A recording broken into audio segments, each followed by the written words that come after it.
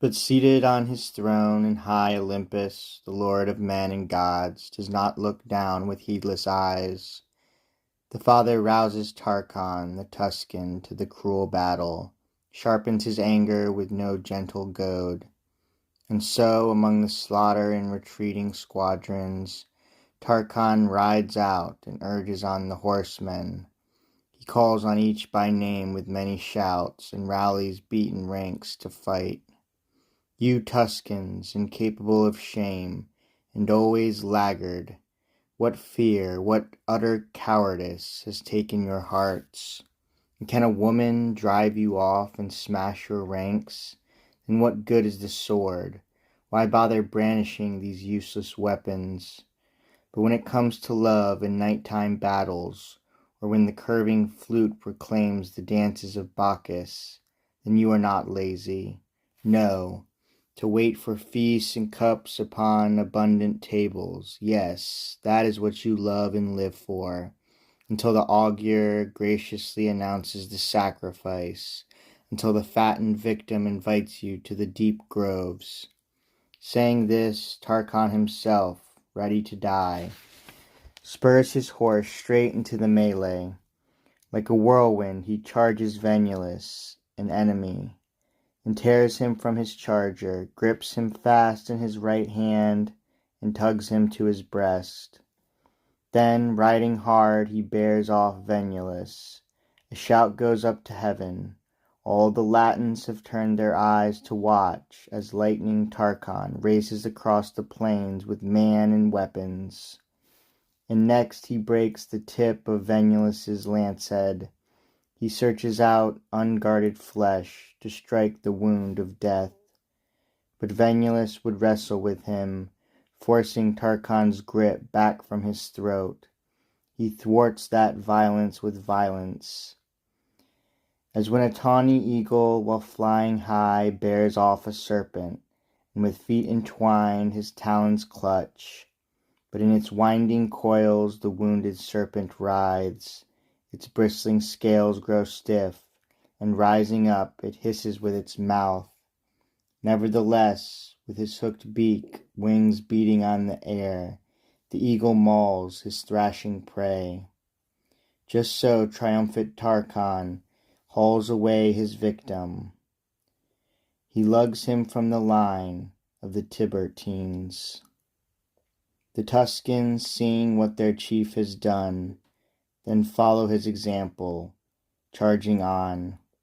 And Aruns, fated, stalks around the swift Camilla with his javelin, trying to find an easy opening. With cunning, anticipating all her moves, wherever the raging virgin dashes toward the ranks, there he will track her silently. Wherever she rides back from the enemy, a victor, just there he turns his quick reins furtively. For now he studies this approach, now that, and circles all the field relentlessly, his lance, inevitable, quivering. Chance had it then that in the distance Chlorius, one dear to Cybele and once her priest, stood out because of his bright Phrygian armor, while he spurred on his foaming horse, and it was mantled by a cloth that golden buckles held fast to scales of brass, a covering like plumage. He himself was gleaming with rich foreign purple from his Lycian bow. He cast Gortinian arrows, and on his shoulders he held a golden quiver, and the seer's helmet was golden too. His saffron cloak with rustling linen folds was gathered up into a knot by yellow gold. His tunic and oriental leggings had gold thread. The Virgin singled him out in the battle, and whether she had wanted to hang up the Trojan arms of Chlorius in the temple, or just to dress herself in captive gold, she hurried after him, blind to all else, a huntress. Fearless, with a female's love of plunder and of spoils, she raged through all the army. Aruns sees and takes his chance. From ambush he awakes his lance, and thus he calls upon the high ones with his voice. Highest of gods, Apollo, guard of sacred Soracte, whose chief worshippers we are, for whom we feed the pinewood's burning pile, for whom, as votaries, we walk upon so many embers through the fire, trusting our piety. All-able Father, now let this disgrace be cancelled by our arms. I do not ask for spoils nor a trophy. I want no booty from the beaten virgin, for other deeds may win me praise.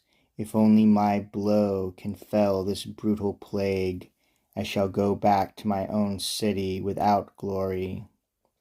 Phoebus had heard, and in his heart he answered half of that prayer. The other half he scattered to the swift winds.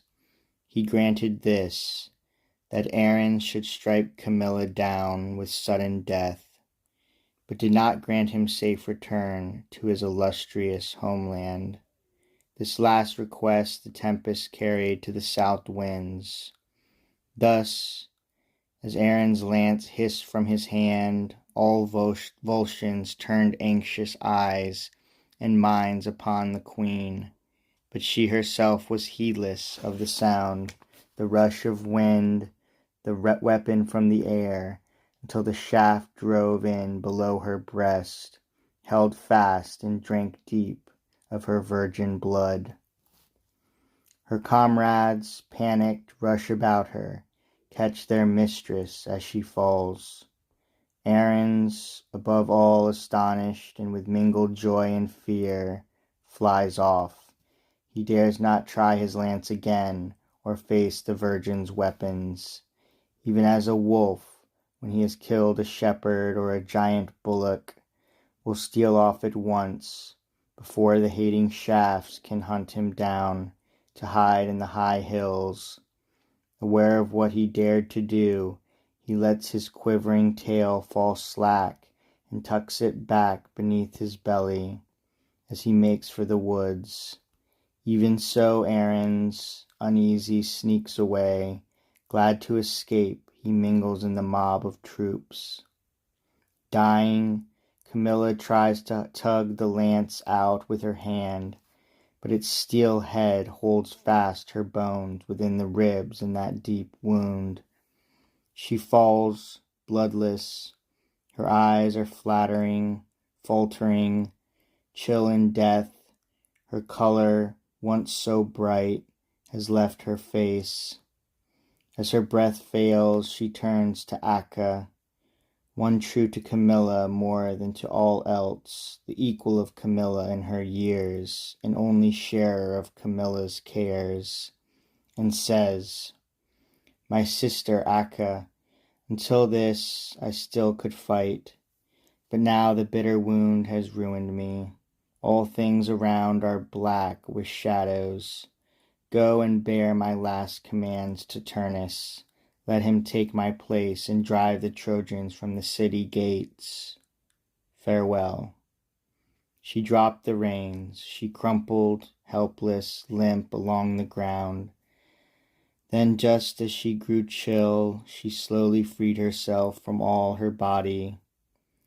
Her neck relaxed, her head was overcome by death, her weapons fell, and with a moan, her life, resentful, fled to the shades below.